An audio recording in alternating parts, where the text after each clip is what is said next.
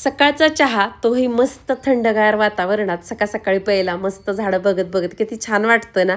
मला सकाळचा चहा आहे ना जास्त करून अशी झाडं बघत प्यायला स्वतःसाठी 5 मिनिटं वेळ काढायला खूप आवडतं. पण एवढ्या 8 ते 10 दिवसामध्ये ना मला सकाळचा चहा घ्यायला 5 मिनिटं बसायला वेळच मिळाला नव्हता. नेहमी सतत गडबडीत मी चहा पित होते तिथंच किचन ओट्यापाशी उभारून. पण म्हटलं नाही, आज कसल्याही परिस्थितीत 5 मिनिटं वेळ काढायचे पण बाहेर जाऊन मस्त झाडं बघत बघत चहा एन्जॉय करायचा. चहा मस्त असा अद्रकवाला घेतला आणि बघा ही जी आपली कुबेर ट्रीची टोकियारी आहे ना त्याचा शॉर्ट व्हिडिओ मी आपल्या चॅनलवरती अपलोड केला होता. त्याला इतकं भरभरून प्रेम दिलं तुम्ही सगळ्यांनी. त्याला सुद्धा 1 मिलियन व्ह्यूज कंप्लीट होतील किंवा झालेही असतील, ते काही मी पाहिलं नाही. आणि बघा मग ही टोकियारी कशी बनवली दाखव म्हणून. तर तुम्ही जर आपले शॉर्ट व्हिडिओ बघत नसाल ना चॅनलवरचे तर नक्की बघायला चालू करा. काही गोष्टी आहेत ना मी तुमच्यासोबत शॉर्ट व्हिडिओमधून शेअर करत असते तर काही गोष्टी लॉंग व्हिडिओमधून. तर ही टोकियारी कशी बनवली ना शॉर्ट किंवा लॉंग व्हिडिओमध्ये डिटेलमध्ये मला जितकं शक्य होईल तेवढं मी नक्की शेअर करणार आहे. होता होईल एवढं लवकर. आता मी ही एकटीच आहे. यूट्यूब, इंस्टाग्राम, फेसबुक हे सगळं बघता बघता वेळेत काही गोष्टी मला तुमच्यासोबत शेअर करणं होत नाही, त्यामुळे समजून घ्याल अशी आशा करते. घरात आले मस्त अशी म्हटलं चला आज लोखंडी कढईतली ना गवारीची शेंग बनवायची होती. काही ठराविक ताईंची ना कमेंट येते की तुझी ही लोखंडी कढई आहे म्हणते आणि एवढी पांढरी शुभ्र कशी काय दिसते. तर बघा ज्यावेळेस मी ही 10 ते 12 वर्षापूर्वी दुकानातून विकत घेतली ना भांड्याच्या, त्यावेळेस तुम्ही साईडला कढईच्या जे काळं कोटिंग बघताय ना तसं काळं कोटिंग अख्ख्या कढईला होतं. कदाचित त्यांनी गंज लागू नये म्हणून तशा पद्धतीचं कोटिंग दिलं असेल. त्यानंतर घासून घासून ना अशी कढई ही पांढरी झाली. समजा ही कढई मी 5 मिनिटापूर्वी घासली आणि नंतर जर तशीच ठेवली ना तर लगेच त्याला गंज चढल्यासारखं होतं. म्हणून ज्या वेळेस मी स्वयंपाक करताना लोखंडी कढईतली भाजी बनवणार असते ना त्यावेळेस ही कढई अगोदर मी घासून घेते घासणीनं आणि नंतर मग ही भाजीसाठी वापरते. कारण एकदम काळपट गंज चढलेल्या त्याच म्हणजे कढईमध्ये कशा भाज्या बनवणार ना त्यामुळं घासल्यानंतर ही लोखंडाची कढई जरी असली तरी पांढरी शुभ्र दिसते.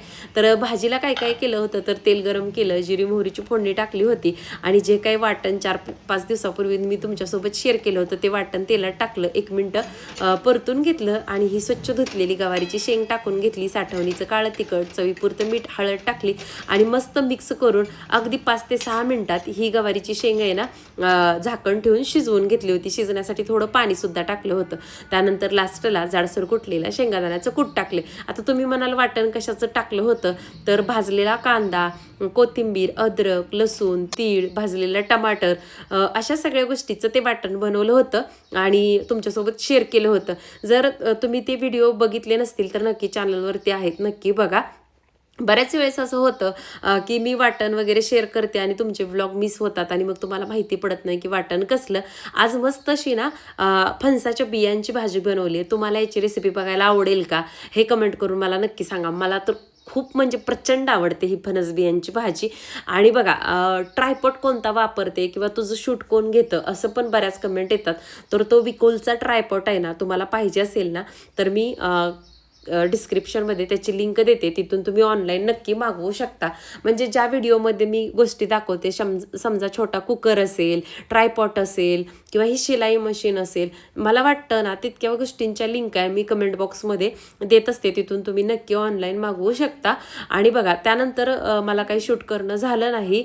नंतर दुपारी कारण दुपारी आपला 1ला लॉंग व्हिडिओ जातो, 2:45-3 वाजता आपला जो आपला शॉर्ट व्हिडिओ तो जातो. त्याच्या कमेंटला उत्तर देण्यात ना बराच वेळ जातो. म्हणून मी काही 2 तास काही काम केलं नाही. त्यानंतर म्हटलं चला हा ब्लाऊज शिवून घेऊया.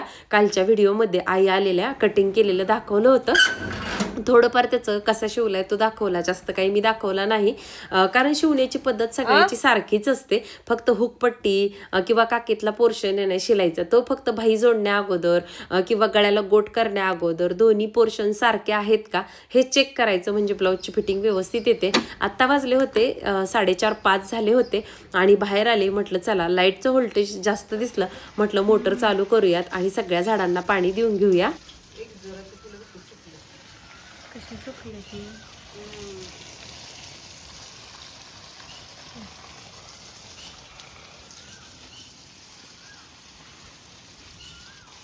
त्याला रोज पाणी लागते.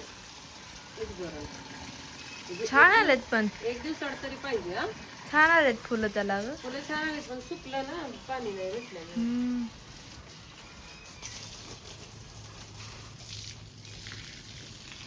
तूर पण पुन्हा फुटली चांगली ग.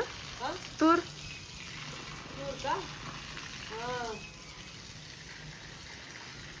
कुठपर्यंत गेली बघ.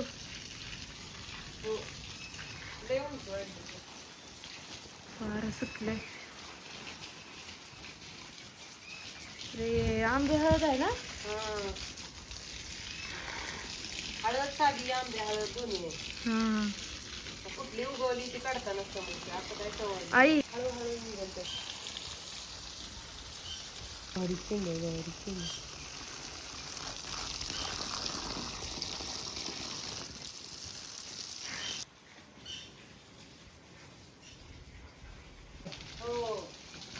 मम्मी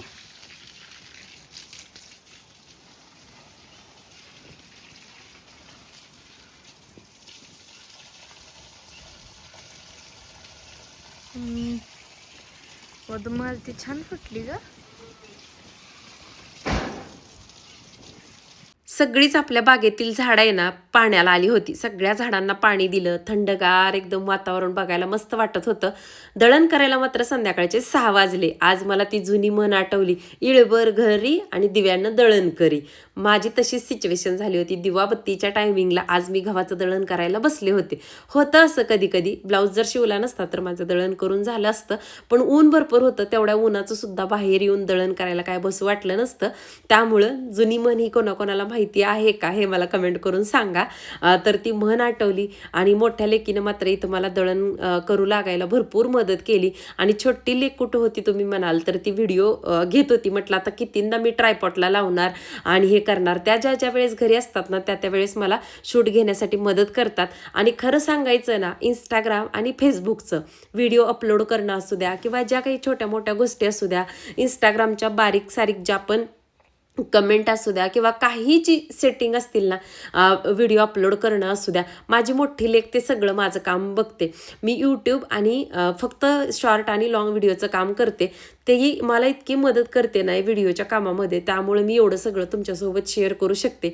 तिची जर मला मदत नसती ना, मी तुमच्यासोबत कुठल्याच व्हिडिओ आहेत ना वेळेवरती शेअर करू शकले नसते. कारण घरात वाटतं पण भरपूर कामं असतात. आता आहो आले होते, त्यांना मस्त असा चहा करून दिला आणि आल्या आल्या त्यांच्याजवळ दळण दिलं होतं.